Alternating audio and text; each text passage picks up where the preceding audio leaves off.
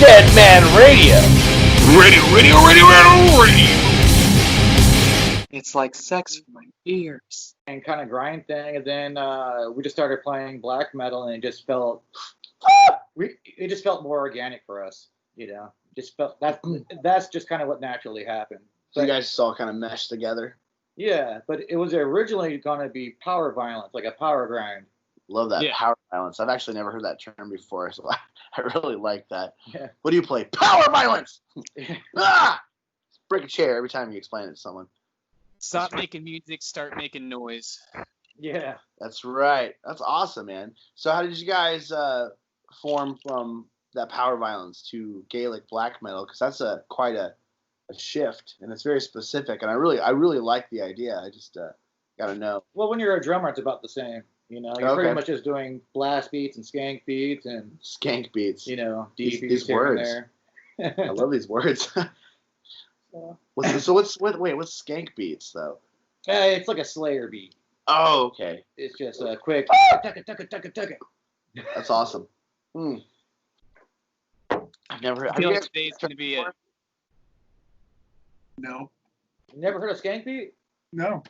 Oh man. I feel like today's going to be an episode filled with automatopoeias, and I love it. What's an automatopoeia? Sound words. Okay. Awesome words. Yeah, I love that. I agree. I'm very interested in this. So, when I first met you, it was just you, guitar player, and then literally just like, I want to say a month ago, I heard some vocals. Yeah. Yeah. So I'm just like stalking him in the distance, and I'm like, vocals. It's weird because you hear the vocals better than I do in the garage. I really need to dampen it. I think that's because of it's all loud. It's bouncing off the walls in there, but in the distance you can actually hear like yeah. So that's cool. And then I was bugging you about some tunes. So you guys already recorded. We recorded last Wednesday, and they're being mastered right now, or mixed and mastered. That's awesome. Love the Gaelic influence. Like, what got you guys to throw Gaelic in there? You know, I'd have to talk to Tyler about that. That's the other guitar player that came on board later. He came up with the name, and the idea was to just kind of hold on to the name, and if any of us thought of a better name in the meantime, that we would just do that. But none of us came up with a better name, so we're sticking with it now. I like Diogaltas. What does it mean again in Gaelic? Revenge. Ooh. Hell yeah. I'm a huge Revenge fan. Yeah. So that's badass. So when you guys are playing music, what's inspiration? Is it Revenge, or do you guys have do you guys just come up with an idea? Like, how's the writing process work in that department? Well, the two guitar players, they're definitely more crust punk guys. Oh, okay. They're definitely more DB guys. Nice. And that's a cool twist. And then me and the vocalist, we're a little bit more spiritually minded, And yeah, you and I have talked a little bit about empathy and empaths and stuff like that. Just a little time. So yeah, that's cool. Nice. So you guys kind of sing about a little bit of stuff like that. Like, you got some punk influence. And you got so when you say that, are you saying like you guys got some like anarchy or like just fighting the man? No, system, or the only type of anarchism I'm really into is that more like eclectic and spiritual, anarchism.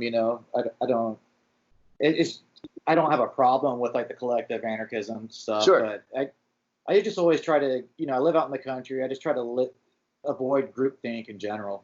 Yeah, like hive minds. Yeah. Yeah, damn hive mind. It's nothing personal. It's preference. I love anarchists, and I like all different kinds of people. But for me, I just kind of just do my own thing, stick with my own guns. Yeah, that's good. Yeah, and we live in a very we're isolated, but we're in a little neighborhood here. Yeah. And I gotta say, I gotta give it up to this neighborhood. They handle this a lot better than I thought they would. It's an awesome neighborhood. We live right on 2 lakes, and we have a big mountain that I take my dog up to every day. I love it out here. You haven't done 4th of July here yet, have you? No, I have. I did last year. Oh, you did? Okay. Yeah, I actually flew my drone out there. It's a war zone out here, dude. This is a diamond in the rough for 4th of July. No, it's cool. It's a big difference from concrete, where everyone's on crack and their dogs are running free. Yeah. At first I was what's up? Oh, what kind of pup you got? You mentioned the dog, so I got to hear about it. He's an American Staffordshire Bull Terrier. It's okay. Supposedly they're the smartest and the friendliest of the bully breeds. And he's pretty smart. He's pretty friendly, but he's probably not as smart as like a collie or something. You know, but smart. Like I've met your dog, and he's fucking adorable. Yeah. He's my best friend. Yeah. Just man, his best friend, and his Gaelic Black Metal. Yeah. Hell yeah! Do you guys got any questions for Jason so far? I'm learning. I'm learning all sorts of new things right now. Yeah. Like Saren terminology. Yeah, Saren and I are the ones that like a little bit of like black metal and stuff, but I feel like I stick to a lot of the commercial stuff.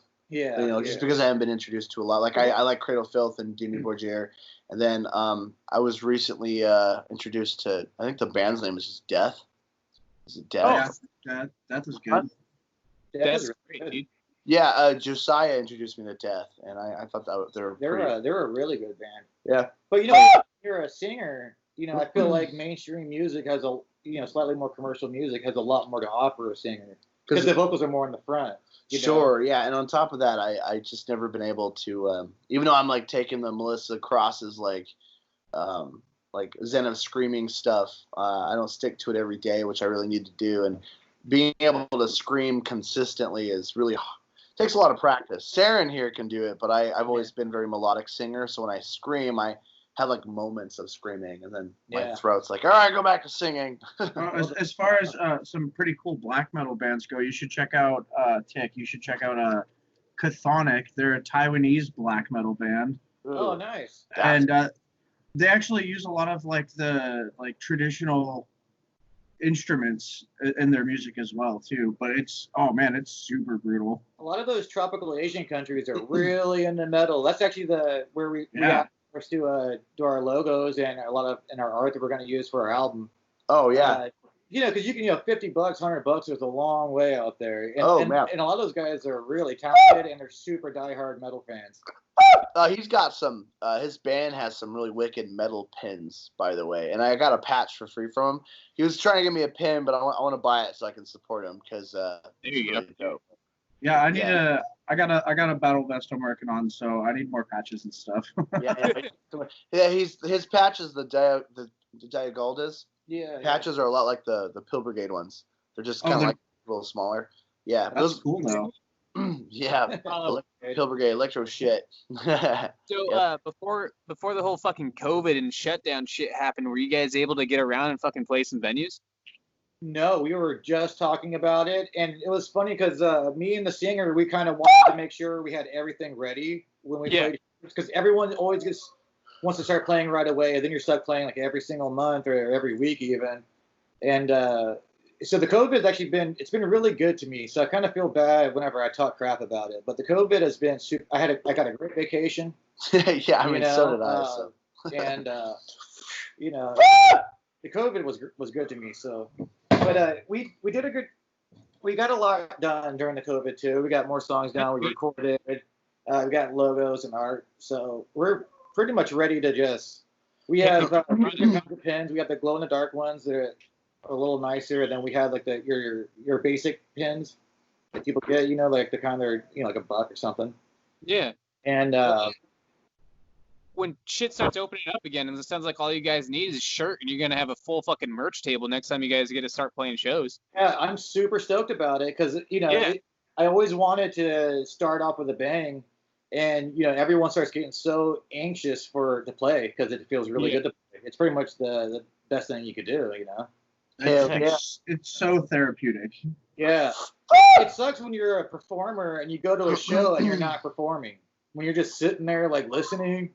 Yep. Kind of like, I guess, when the guys in the military come back and everyone around them is a civilian. It's kind of how I feel about it. I could see it. I could see that, yeah. I've been playing live music straight for like 15 years, so this has been really I've been drinking a lot more.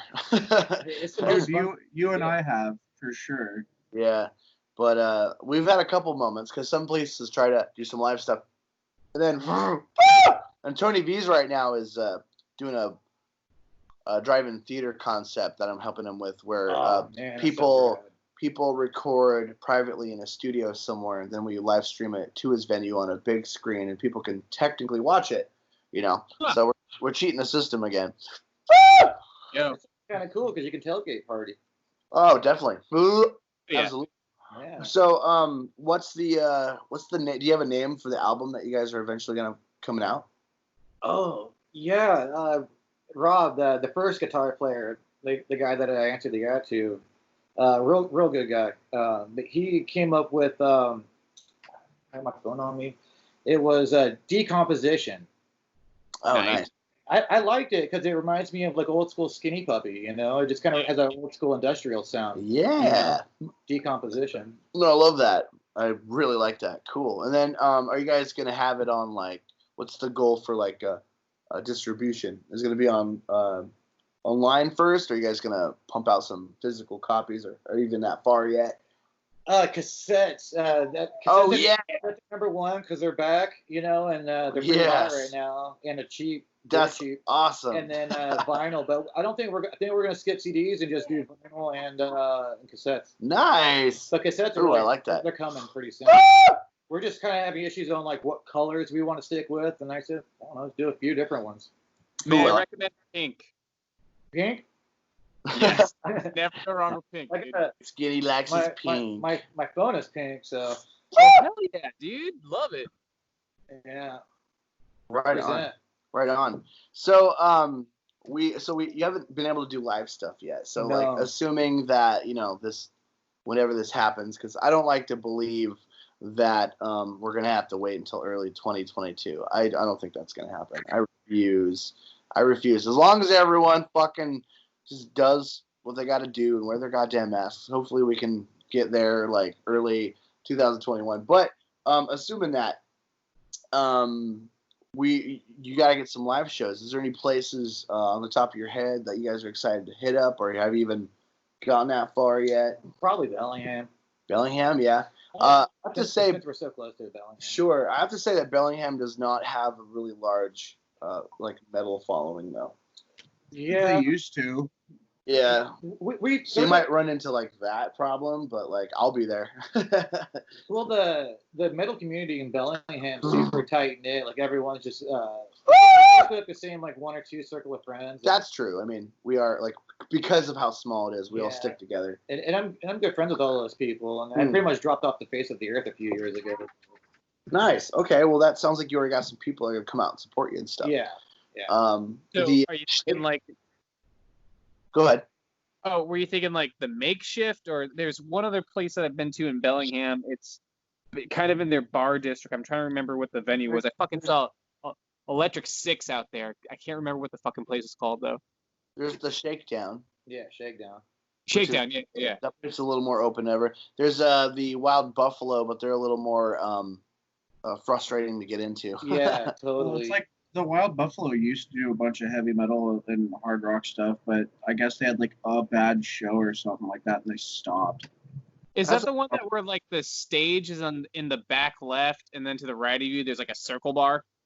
Yes. Yeah, that's the Buff. Electric Six. The Buff. Good sound though. It's a nice venue. It's a great venue. Yeah, for sure. Very, very fancy. I really like it. They're definitely more into like the whole like psychedelic party scene. Yeah. Yeah.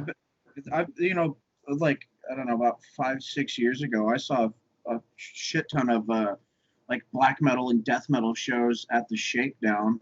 Yeah. But you probably saw one of my bands play. Oh, dude, I went to a lot of shows at the Shakedown. Yeah. I played bass and backup vocals in Bastard Son. I like the name. I did Bastard Son. Did drums in Nash. Oh, that's right. You were bringing up Nash earlier. I play guitar in Obolos, and then I did guitar and secondary vocals in Butyric Fermentation. Okay. Nice. That band name. What was that again? Butyric Fermentation. Whoa. The guitar player, she went to medical school. She was going to be a foreigner or people in bodies and stuff. Oh yeah. Mortician. Mortician. Oh, so okay. She came up with it, so I think it's some sort of like medical thing. Oh, that's cool. Yeah, I mean, it just sounds brutal too. I have a side project that a lot of the song titles, the band name itself is it's a medical term. It's called Neuropsych. Neuropsych. Yeah. Yeah. That's actually a pretty sweet name. Yeah. It's the controlling cell in a whole in a nerve. Huh. Yeah. Yeah, it's also I remember you were playing a video game too that said it in a really cool way. Oh, Quake 4. Quake 4, yeah. Yeah. Aliens like something neurosite. Yeah, installing neurosite. Yeah, which is pretty cool. Yeah, those are awesome. I love those names. My favorite thing is you know what? When we do band wars, you'll have to jump in on that too, Jason, because there's a thing we're gonna do where we're gonna all come up with a like a really awesome band name, and it's gonna be the logos are gonna be done where it's like really hard to read, you know? Oh yeah. Yeah, I've always wondered what started that tradition. Do you know at all? Like, I have no idea, and I'm sure it was like a gradual process where bands just kind of kept getting more and more over the top and ridiculous, trying to go more and more underground. I wonder. Trying to keep it underground. Yeah, I've had a theory that some of those bands like Dying Fetus or like any band name that's got some really like offensive name. I wonder if it was a way to kind of like camouflage it too. You know. Well, I think Dying Fetus is one of those bands that they had more of a gore influence early on and more of a brutal death. Well, they're still brutal death.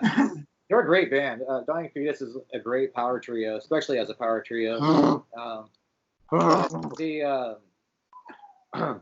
think they're one of those bands that would probably change their name or have a different name if they would have got together later in their lives, you know? Totally.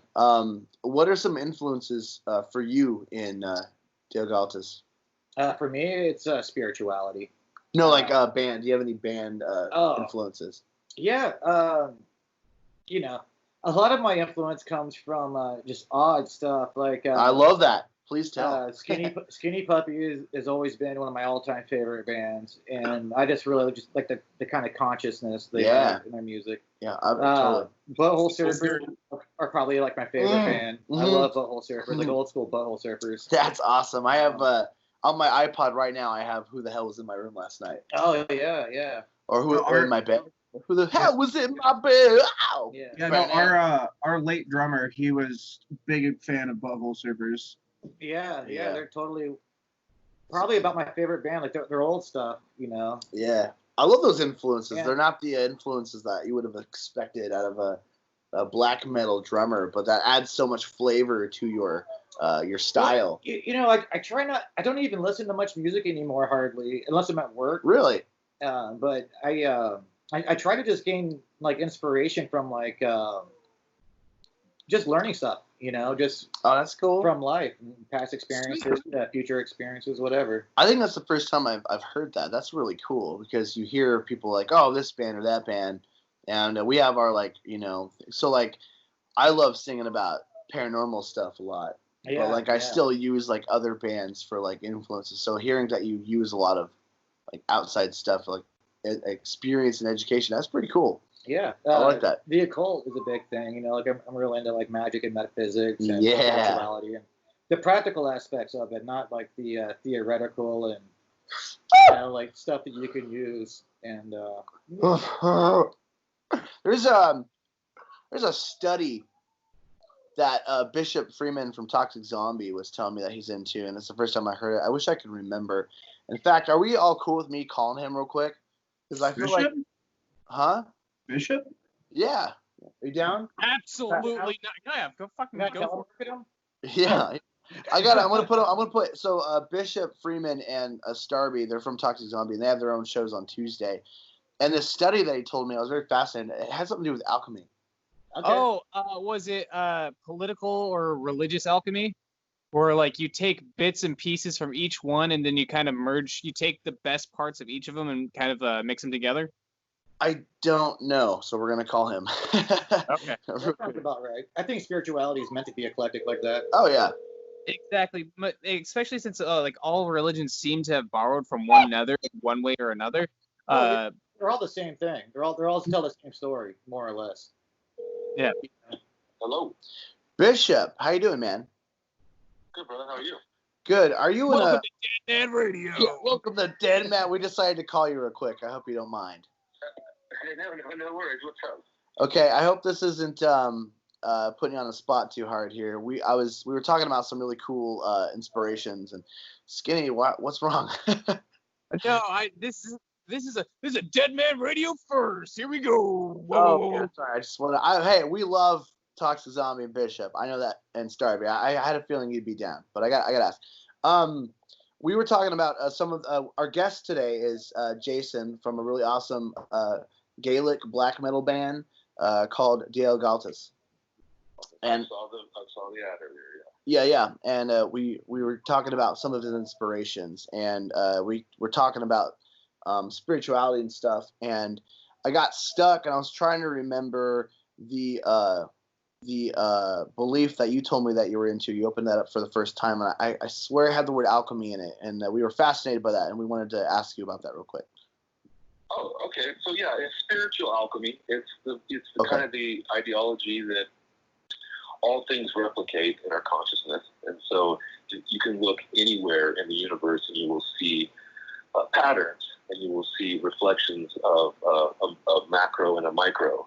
Yeah. And so in alchemy, we generally look at chemicals or like tangible pieces of matter and how they transmute and change, because as you know, we live inside of a fixed finite consciousness. There's only so much matter in the universe, and we know that nothing gets created or destroyed. It just transmutes. And so I try to apply that to a social setting, based off the ideology of as above, so below, so replicating patterns in the macro and the micro. And so through social or spiritual alchemy, it's utilizing all the elements of humankind's experiences and how they transmute, because nothing can go away. Anything that exists, the individual, like ourselves, is an experience that is important, and it can only occur once. It can never be repeated exactly the same way. Yeah. But these energies remain. Footprints of these things remain everywhere, for all the time, from the beginning to the end. I love that. Because everything happens. It all happens at once. We just perceive it in this consciousness in a timeline, as in, like snapshots, But everything is entangled to the origin, to the beginning, to the moment that division happened, when we, meaning all of us, and all matter, became aware of the fact that we exist separately from one another or have the potential. We begin this process of, decay, because we self-realized. And so you can see this represented in many religions. One of the most popular ones is like Christianity, where, the idea of a separation between the sexes, or the positive and the negative, the idea of division, was foreign to the conscious, the original mind. It was a singularity, it was a void. Yeah, so, the Ein Saw.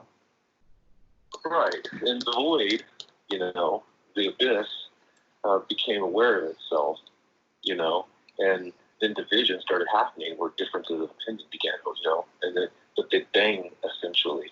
The idea of knowing who that there's a difference between yourselves, that you're no longer, entangled in that singularity. So that's basically what my religion, my personal religion is based off. And I lean more, for mainstream ones, it would be like Buddhism or Satanism, Satanic Temple, the ideology of using Christianity's real foundation, the origin of it all, the first morning star, I can go in that way. But that's my thing, spiritual alchemy. I love it. Thank you, Bishop. I really hope I didn't put you on the spot with your asking you a personal question like that. I love that, and we were literally on the topic, and I had to know what it was. And Jason here is really open and spiritual too, so I just kind of felt like it would have fit pretty well, as long as you're cool with it. Yeah, no worries, man. Awesome, man. Thank you, Bishop. Bishop Freeman, everybody, from Toxic Zombie. Make sure you listen to their shows every Tuesday at what time? It's 6 to 10 p.m. Pacific Standard Time. Love it. Awesome, man. Thank you so much, Bishop. You're welcome. Thanks for having me on, Kicker, and you guys have a great chat. I'm listening in, so I will keep listening. I'm catching up here right now. Absolutely. Right on, man. Right on. Bye. Yeah. If nobody samples that with like heavy feed in the back, dude, I'm gonna get pissed. Right. That's what I love. So he's so awesome like that, and I knew that he'd be cool with it. And if not, he would tell me like, don't ever do that again. Yeah. Sorry, Bishop. I love you, Bishop. I love you guys a lot. So, but I knew that you would appreciate that. And that was the first time I ever heard of spiritual alchemy. So I was just so blown away by that. And I even because we've talked about we've had the Temple of Satan from Salem on our show here. Oh, okay. And Brian Werner or? Oh shoot, I don't know. It was. I can't remember what her name was, but she was a representative. Yeah, okay. Yeah. And it was great though, and that's when me and all of us and Bishop talked about Satanism, and he introduced me to spiritual alchemy, and I was just like, wow. So I thought maybe that would be kind of entertaining for you to, interesting, not entertaining, educational. The whole talk of the separation, so that's why certain people look at Yod-He Vav-He as being the demiurge, and some people have it, especially when you start getting into like Kabbalah and the tree of death, the Qliphoth, and so part of it is to absorb like all of those demiurgic manifestations of the demiurge back into the void, back into the Ein Sof. And then in like Hermeticism, you have the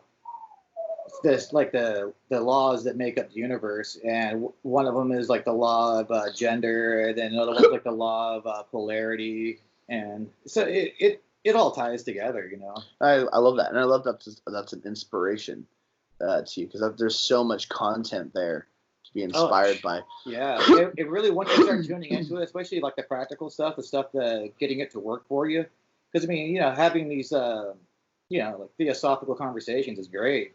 Oh yeah, I could do this for days, and I'm sober. But where it's at is causing physical change to happen. When you can impose your will on reality. Yeah. That's where it's at. That to what you said there.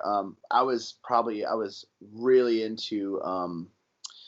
Oh shoot, I'm just having it was physics, but it was. I'm just having a brain fart right now. But in the theory. No, it was what it was though. It was about how like dwarf stars are made, and we were talking a little bit about that. And then we were also talking about how if you look at something, it changes. So scientists were watching. Double slit experiment. Yep. Yeah. Scientists were looking. Schrödinger? Huh? Schrödinger's cat? Wait, I don't even know what you just said. Schrödinger's cat. He buried the cat in the box in the backyard, and it both existed in a state of alive and death until it was observed. Whoa. That one. Same concept, I guess. I didn't hear about that one though. The one that we're talking about, the double slit. Yeah, double slit experiment. Is when they put a light. They put a light on like a sheet of something with two slits in it, and they found that if we observe it and we watch it, it actually changes. Yeah, it creates a pattern.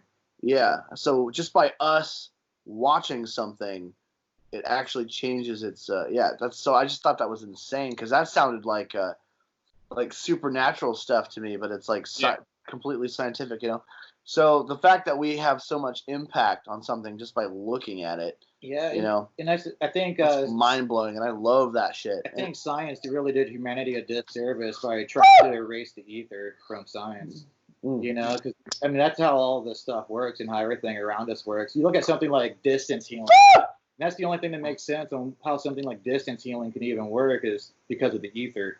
Yeah. And it's wild stuff. There's some cool stuff out there. That stuff is so much more fascinating to me than like politics and stuff. Like stuff that makes you like think, and like things that don't have like a completeness yet, because I think physics still has some areas where it's like theory, right? There's just a lot of it's theory. It's just theoretical nonsense. They just kind of make it as they go along. Yeah. And the reason why is because they want to keep us bogged down into like a material being. so we don't acknowledge, because if more people were spiritual and took it really seriously and really started learning this as a science and like as something that you can use to build a better life for yourself and for people around you, like we wouldn't be in the situation that we're in now. Yeah. Yeah, no, for sure. Like, because that would promote more empathy. And I've always said that empathy is like if everyone was more empathetic to one another, I mean, we would all be so selfless. We would listen to each other and imagine a world like that. You're on Deadman Radio, science and spirituality. So yeah, no, that's good stuff, man. And throwing Bishop in there real quick was definitely. I knew that he would have. Seems like a cool dude. He is. You should check out Toxic Zombie and their show on Tuesdays. They're really good dudes. Yeah. So why don't we get back to some of your music though? I love that that's your inspiration. Though that's some really cool stuff. Saren, Skinny, you guys good? You got any questions? No, dude, that was just some super ultra deep shit, and I'm like way into it. Yeah, we want to start a podcast on the side that just talks about like philosophy. I want to start a podcast so bad. Science Spiritual Podcast coming to you next Thursday. It was super deep. I was unprepared, but I still loved it. So I'm with Skinny on that one. I was not prepared for that level of deepness. I was reading dick jokes, and it's like, oh shit, we're getting into something deep here. Dick jokes to science. Well, it's like spirituality. A lot of people look at magic as it's all in your head. You just have no idea how big your head is. But there's something very external going on there. Yes. Yeah. It's not just in your head. It's not just law of attraction. There's something very external going on. Oh, dude, definitely. So shit, man. So do you guys currently have all the band members that you want? We're on the fence about whether or not we should get a bass player. Ooh, I mean, see, here's the thing. I think bass is. Yeah, I don't see any reason for it. Well, I feel like for your genre, I haven't seen a whole lot of. I mean, is there a lot of bassists? And I mean, I just like the bottom end. I love low end stuff a lot. I love playing bass. That was the first instrument I ever learned how to play. I guess what you're doing, it doesn't need it. Yeah. It's so powerful, Have you thought about banjo? That'd be sweet. Skinny plays a mean banjo. The second guitar player, Tyler, the guy that came on after, he was in a couple of folk punk bands. Oh, nice. So he's real big into that kind of stuff. He put a kind of a folk punk style. It doesn't sound like folk punk the way we play it, but it's definitely like a folk punk style chord progression. Does it have like slides in it? Slides? Yeah. Yeah. Oh no. Wait, how's it go? Near. Yes. I'm used to having like a lighter in between two fingers when I'm trying to slide on a fucking banjo. People use broken beer bottles and use those as sliders. Oh hell yeah! I just like the lighter because I usually have a cigarette in my mouth when I play the banjo. There you go. Okay. Every time I think of beer bottle tops on fingers. Scratching? Huh? Can you do like the chicken scratch or a chicken claw, whatever it's called? A little bit, yeah. Okay. Man, that's a talent. Man. Every time I think of broken beer bottles on fingers, I think of the Warriors. Oh, Skinny, come out to play. Blink, blink, blink. Such a good underrated film. Dude, they do a lot of those guys are running. I don't know how many miles they ran making that movie. Those guys are always running in it. Fuck, dude. I like the all girl gang. I can't remember what their fucking names were though. I know it's been so long since I've seen the Warriors. But Baseball Fury was probably my favorite. The dudes with the fucking like weird ass painted faces and the baseball uniforms and everything. Oh shit, that's cool. Who made that? Skinny? Do you know who directed that or wrote it? Fuck me running, but it's a classic. I can't recall it for the life of me, but damn, that was a really good one. It was a video game at one point, and that's actually I found out about it through the video game. It seems like a Carpenter movie, but I don't think it was Carpenter. It has some of that like Assault on Precinct 13 kind of feel to it. Yeah.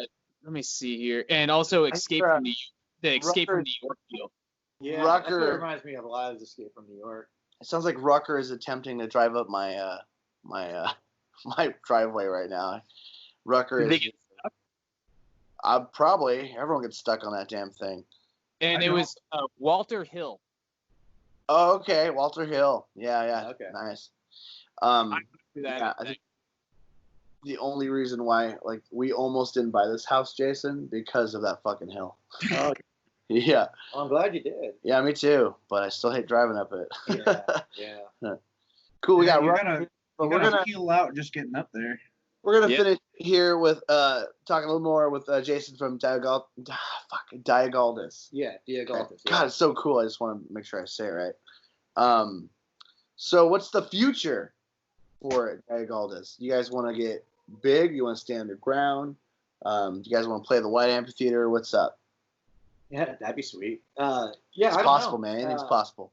It certainly is. I don't know. I think a few of us definitely want to push it as far as we can push it. So you're open to stardom? Yeah, that'd be sweet. I would love to play music for a living. Right? I always fantasize with like waking up in a cozy bed and then like just collecting royalty checks and then just like playing my keyboard and then calling my bandmates. Yeah, and you gotta be good to make money playing music. No one buys albums anymore, so you kind of got to have good merch. I look at it like the Misfits. Like people probably stopped buying their albums like 20 years ago. No, those guys probably make bank on their patches. And their t-shirts, dude. Like everyone I know had a Crimson Ghost t-shirt. Yeah. And it's a cool looking shirt. Yeah, I always get upset when people don't know who they are and they're wearing that shirt. Have you guys came across someone like that yet? It's great if you're the Misfits. Yeah, I know I've had like 2 Crimson Ghost shirts, but I think my favorite one was the Bullet. Was the what? Sorry, I ticked right when you said it. The Bullet shirt. The one with JFK. With what? I'm sorry, you broke up. The one with JFK. Oh, that sounds cool. Like yeah. Okay, I've only seen that one a few times actually. So. Yeah. I liked it, but I got in trouble at school and they took it from me. Oh, fuck school. I got in trouble for wearing a Jackass shirt. They're like, that's a naughty word. And I was like, eat my dick. Anyways. I'm sorry, I had a tick. Sorry, I have Tourette's. I tell people specifically to eat my dick when they insult my t-shirts. That's awesome. Well, is there anything else you want to kind of comes out? You guys have a Facebook or you guys have anything out there on social media quite yet? Not a lot. I think we are setting all that up basically right now. We are kind of waiting for the music to be ready. That's a good call. We didn't want to make it and not have the music up. Well, when you have the music up and everything is up and going, you guys gonna have a Facebook and all that stuff? Yeah, everything. Excellent. Do Instagram for too. Instagram seems to be like wickedly popular. Yeah, we'll probably do everything. I hate Twitter, but we have one of those too. And, it's kind of important nowadays just to put your hands out everywhere. Oh yeah. You got to be a social media whore. Yeah. You should. When we're on break, I'll show you the list of all my passwords and websites. It's ridiculous. It's insane. So right on. So is there anything else that you would like to let everyone know out there? We are FM radio broadcast as well. Everyone out there listening on KOUV, is there anything that you want them to know before we go on break? All right. Nothing's popping in my head right now. Well, I got to say, I think if you guys agree with me here, I think that these guys, when they're done and ready, because I've heard them play, they're legit. They sound just like what you would hope that they would sound like. I really feel like that they should hook up with the Apparitionist. Oh, dude, yeah. You're gonna hear them a bit. Yeah, I think that'd be a good combo. Is that who Rucker is? Is he? No, Rucker's a bit different, but the Apparitionist right here is the name of the band, and they're pretty brutal. Nicholas Fromater II, he's a smart guy, and he's very talented, and also caring. I see they're gonna need a cult, so that's good. Yeah. Yay! Rise. So on. No. Nick he's a whole whopping 18. Yeah, he's just turned 18. Oh wow. He's a little just a baby. Yeah, just a baby. He's a wee little lad, but good lord, the dude just slams some heavy music. I think he's a black metal prodigy. You gotta hear him out. It's pretty good. Well, he grew up with YouTube, so probably. Oh, definitely. All the good stuff. Yeah. Woo! You were listening to Deadman Radio on KOUV. We're gonna go on break, and we're gonna be back with Rucker. On Deadman Radio, it's like sex for my ears. Deadman Radio. Radio. It's like sex for my ears.